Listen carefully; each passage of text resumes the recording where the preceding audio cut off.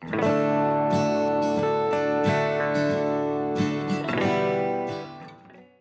afternoon, everyone. Welcome to Indirect Tax Roundup, August 2022 edition. With me, my colleague Akanksha is also there. So in today's session, apart from covering recent changes, rulings, etc., we'll be covering Supreme Court ruling on Philco trade, which is the first set of disputes we saw under GST regime on transition of credits. So you would have seen that in last few months, many important indirect tax rulings are coming from Supreme Court side. So this is the latest one. We'll discuss that extensively. Apart from other parts of the session. Starting with the recent changes.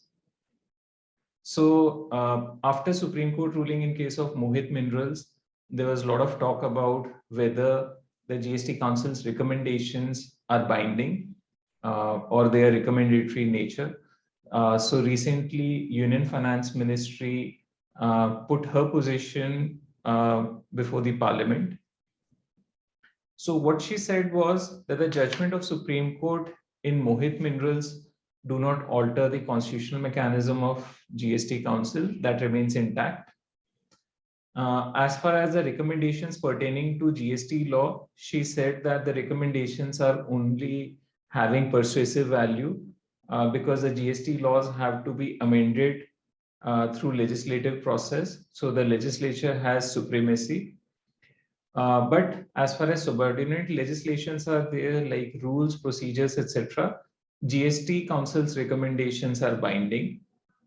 So we still need to see as to how GST Council will function in near future. So you would have seen in the news that after this recent imposition of GST on packaged food products, etc., Kerala is one of the states which said that they will not levy GST on that. So we have started seeing the signs where states are trying to take a different view. But yes, time will tell as to how much unanimity with which GST Council will be able to function in future, or will saw a total breakdown of GST regime. Yes, this is a big sigh of relief for the whole industry, the circular on liquidated damages. There were many disputes under service tax regime running into thousands of crores as to whether the liquidated damages are subject to service tax or not. The same issue was relevant in GST regime as well, and consistently the advanced rulings were taking an adverse view, levying GST on liquidated damages. So the whole issue is that the clause relating to agreeing to tolerate an act, obligation to do an act, etc., will these cover various sort of liquidated damages or not? So we'll discuss what the circular clarifies, and we'll conclude whether it has put a full stop on the whole issue or it has still left certain issues unaddressed or not. So this circular relates to taxability of liquidated damages, compensation, penalty for breach of contract, other provisions of law. So one important part of the circular is that all these payments should be under a contract, should be under an agreement that can be express or implied. That's a precondition. Flow of some consideration is essential. And nexus between supply and consideration is essential. So in other words, an existence of a contract is necessary. There needs to be a supply in the sense that it's an activity carried out by another person for a consideration. There should be of in the parties as to whether the seller wanted to supply those very goods, or service provider wanted to provide those very services to buyer or recipient. So just to summarize what the circular has said, so the examples which circular has given which are exigible to GST are non-compete agreements, late payment surcharge of fee, cancellation charges. So we'll discuss about late payment, surcharge, fee, and cancellation charges in a while as to whether the circular has correctly clarified. But yes, as far as non-compete agreement is concerned, if a fee is paid, that's surely under a contract. There's a meeting of mind between the parties that I will not compete in this business in future, for which this consideration is being flown. So to that extent, to the extent of non-compete agreement, the circular is absolutely correct. Now, the items which are not exigible to GST listed out in the circular are liquidated damages. So the circular specifically mentions that the agreement is always done to supply some goods, to supply some services. It is never to breach or infringe a contract or non-performance of contract. And these are essentially the safeguards which seller and buyer may put amongst themselves to ensure qualitative supply of goods, timely supply of services, etc., etc. So to that extent, liquidated damages are not taxable. Forfeiture of earnest money also partakes character of liquidated damages only, where one party does not adhere to certain terms and conditions, earnest money is forfeited. Penalty on dishonored check, penalty for violation of laws, and notice pay recovery. So on notice pay recovery also, there were a number of tribunal and including High Court ruling in case of G, which consistently held that notice pay recovery is not subject to service tax under this clause. Even under GST, there were favorable advance rulings. And as far as other items like liquidated damages are concerned, the position was quite well settled as far as service tax regime was concerned. So to that extent, the circular brings a big sigh of relief for the taxpayers and should put an end to these set of litigations. Now, testing late payment, surcharge, fee, or cancellation charges. If in our view, if the logic which has been taken for making liquidated damages not subject to GST, in our view, the same equally applies to late payment, surcharge, or fee, or cancellation charges as well. Because, say, for example, if I sell goods to a customer with a credit period of 30 days, I always intend that he makes payment within this period of time. And if he doesn't pay, then to the extent I suffer a harm that my working capital gets impacted, I may need to borrow funds and incur extra costs. So to discourage customer from breaching the credit period, I may put a clause that if there is a late payment beyond 30 days, you need to pay interest of 1% or 2% per month. So even that's a deterrent. So in our view, late payment surcharge or fee is nothing but liquidated damages. To that extent, the circular is not only inconsistent, it's incorrect. And the circular says that this late payment surcharge fee will partake the same character as original goods or supplies.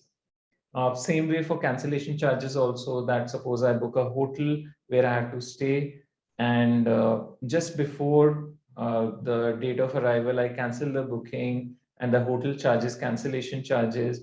So between hotel and me, it was never intended that hotel will supply a cancellation service to me. I always intended to stay there. And the purpose of cancellation charges is again a deterrent from hotel side to me that I should make sure that I stay in the hotel. So to that extent, in our view, even the late payment surcharge fee and cancellation charges are concerned, they stand on identical footing as liquidated damages. The circular has created an artificial distinction between them. So these issues will continue to remain under dispute. Now, going further, for future, yes, the taxpayers should analyze the agreement between the parties. If those are plain vanilla falling under liquidated damages, etc., notice pay recovery, you can take advantage of that. Otherwise, you analyze the agreements, etc., and consider changing your future practices. For past, as far as 2021-22 is concerned, if you're a supplier, you can consider raising credit notes till September 2022, especially if your buyers were not entitled for ITC. You can also alternately think of claiming refund. subject to satisfaction of conditions like unjust enrichment, limitation, etc. Moving ahead on the recent news. So government is planning to bring paperless customs rules for special economic zones. As far as work from home provisions in SEZs, the government is planning to issue detailed SOPs to avoid any controversies. Foreign tourists may soon get GST refunds for shopping within India. The foreign trade policy, which is supposed to expire in September 2022, there's no proposal to extend it. So a new foreign trade policy is likely to introduce very soon. The government is considering scrapping 12% GST slab and keep 5 and 18% only. Now, the key ruling for today is the ruling in case of Philco trade. So before we go to the ruling, we conducted 2 polls online. So the first poll had a question that can taxpayer claim benefit of Supreme Court ruling where it filed Tran 1 earlier, but credit was not fully transferred? So say, for example, it included ITC of, or it included amount of 100 rupees in earlier Tran 1, but only 70 was transferred. So can the benefit be taken? So 92% audience said yes. So we'll be discussing in a while as to what is the correct legal position. The second poll was that if taxpayer has already revised Tran 1 earlier, because you'll be remembering that when the GST came, the government permitted one-time revision of Tran 1. So can Tran 1 be revised once again basis this Supreme Court ruling? So again, 86% answered that yes, it can be done. So now going to the ruling, what the ruling says. So the Supreme Court has directed GSTN to open the portal for both filing as well as revising. So it can be filed, it can be revised also. Both Tran 1 and Tran 2. And the period in which it has to be opened is September to October 2022. So this is an important timeline which all of you should keep in mind if you had any missed credits. Very importantly, the Supreme Court has gone overboard. They have given relief to everyone, whether someone has filed a writ petition or not, whether someone's issue was taken up by IT grievance redressal committee or not. So everyone is eligible. GSTN to ensure that there are no technical glitches during this period. A very important and which is a condition to be washed out, which they have introduced, is that the government needs to verify the claim within 90 days. So once you file the claim within 90 days, they need to verify whether your claim is order or not, and then pass an order on merits after granting reasonable opportunity. So very important to note that pre-GST, in the initial stage of GST when Tran 1 was to be filed, there was no verification, formal verification, or formal verification report oblique order was required, which has been introduced now. Post verification, the credit will be reflected in ECL. And the GST Council can consider issuing appropriate guidelines to field formations for scrutinizing such claims. So coming to the open issues because of this ruling, the first point which we mentioned, that we need to see how this verification will be done, how stringent it will be, what will be the scope, will they verify even the credits which got successfully transitioned earlier, or they will verify the incremental claims only. Very important question is that many of the taxpayers who challenged this issue before the High Court and got the relief, but for whom the portal was not open, what will happen to those cases? So there were many taxpayers to whom the credit was allowed by the High Court because the government did not open the portal, so they took the credit in 3B. So what will happen to those cases?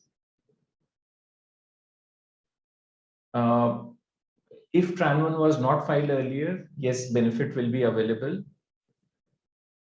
Benefit will also be available where credit was partly transferred due to technical glitches or credits were missed, or in situations which were otherwise covered under Section 140. So to that extent, it is incumbent on all of you to see were there any credits which were missed, which were eligible to be transitioned. Those can be transitioned now. So there were issues like credits were not fully transferred because the statutory forms under sales tax like C form, F form were not there. So those can be transitioned now.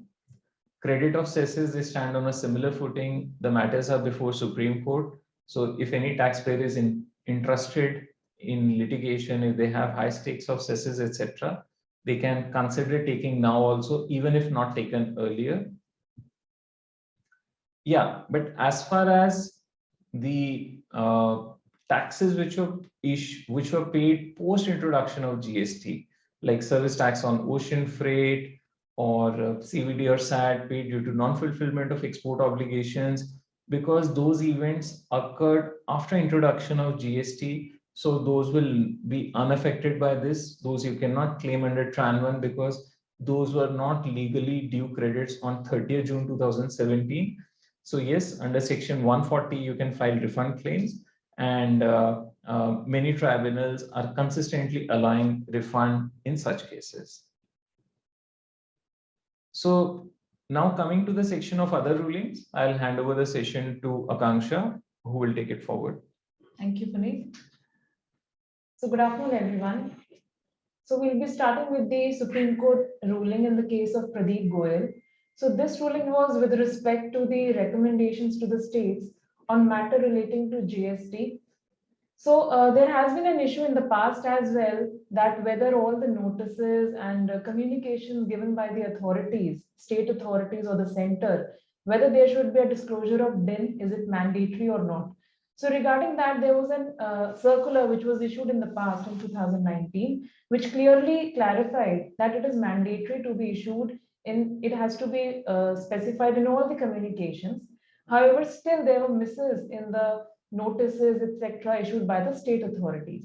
So considering that, this ruling is a relief, which says that GST Council is empowered to make recommendations to states on any matter which is relating to GST, and accordingly, they directed the GST Council to issue the advisory to respective states for implementation of a system for generation of DIN. So in light of this, there has been a recent circular in the state of Andhra Pradesh as well, which states that it is a mandatory provision of stating DIN in all the future communications with effect from 1st of August.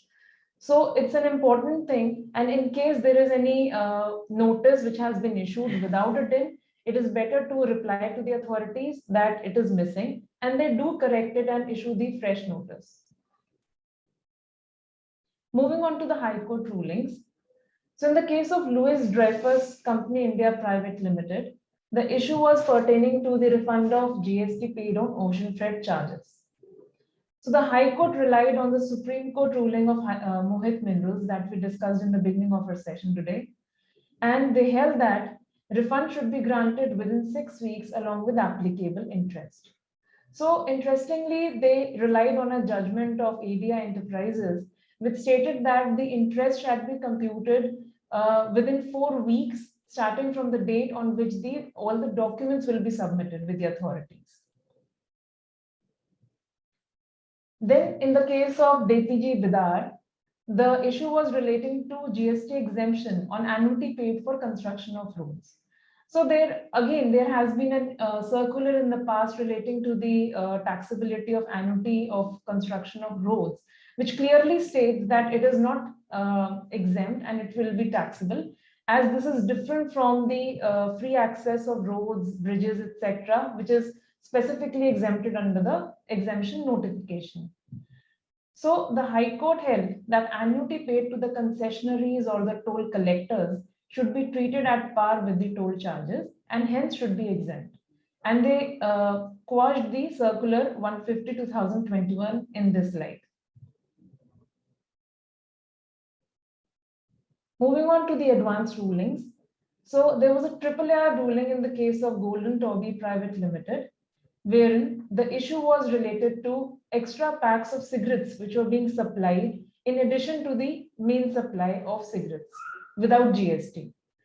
So the AAR, they relied on the circular of 92/2019 and held that the circular, it doesn't bar any particular commodity per se, and hence under the offer of buy one get one, this particular scenario shall be covered. Considering this, the AAR held that extra packs of cigarettes are neither exempt supplies nor free samples, and hence no ITC reversal shall be required in this case. In the case of Medha servo drives, the issue was related to the order which was received by the appellant for designing, development, manufacture, supply, testing, and commissioning of propulsion system. So the question in this case was whether it shall qualify as a mixed supply or not. So the authorities held that the price breakup is not necessarily means that the items which are being supplied separately. So design, development, and all these services which are being provided for the present case are not naturally bundled. They are two separate transactions under a single price, and hence they will qualify as a mixed supply. In our view, this judgment is totally incorrect because these are in natural parlance. If we see, generally they are all naturally bundled and hence should qualify as a composite supply. Moving on to the AARs, in the case of Daulat Ram Engineering Services, the question was regarding the classification of roof-mounted AC package unit. So the issue was whether it shall qualify under 8607 or not. So AAR held that it is specifically meant for use in the Indian Railways coaches, which is an integral part of the railways, and hence basis this the AR observed that these units are supplied to Indian Railways and solely used in the railway coaches only. And in basis that they discussed note 2 to chapter 86, which specifically includes the word coach work. Considering that, they held that roof mounted AC shall be classified under heading 8607. Relating to the Toplink Motor Car Private Limited, so in this case, the issue was pertaining to the vehicles which were purchased and used as demo cars by the applicant. So the authorities held that ITC restriction with respect to demo cars under section 17(5)(a) shall not be applicable just because the GST law does not prescribe any time limit for making any further supply. So if we read the wordings of section 17(5)(a), it doesn't say in what time the motor vehicles should be used and supplied further. So considering that, they held that ITC shall be available on the demo cars. In our view, this is a correct ruling.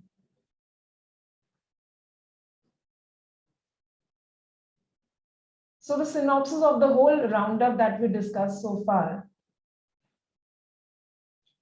So there has been a circular which states the taxability on the notice pay recovery, liquidation damages, etc. So to a certain extent it is correct and to a certain extent it is incorrect. With respect to new foreign trade policy 1520, there is no scope of further extension and new policy is under pipeline. The key ruling of Philco Trade, the GSTN will be opened for filing and revising of Tran 1 and Tran 2 during 2 months, September to October 2022. So this is a very crucial period in which the taxpayers should take the advantage of all the missed credits or credits not availed or wrongly availed in the past. Supreme Court directed GST Council to issue advisory to states for implementation of a system for generation of DIN. GST refund on ocean freight pursuant to High Court judgment in case of Mohit Minerals, that was allowed with interest. Supply of extra packs of cigarettes along with the main supply is neither exempt nor free sample and hence no ITC reversal required. ITC on demo cars available. Roof-mounted ACs shall be classified under heading 8607. That's all from our side. And thanks for joining our session in large number. Yeah, thank you very much.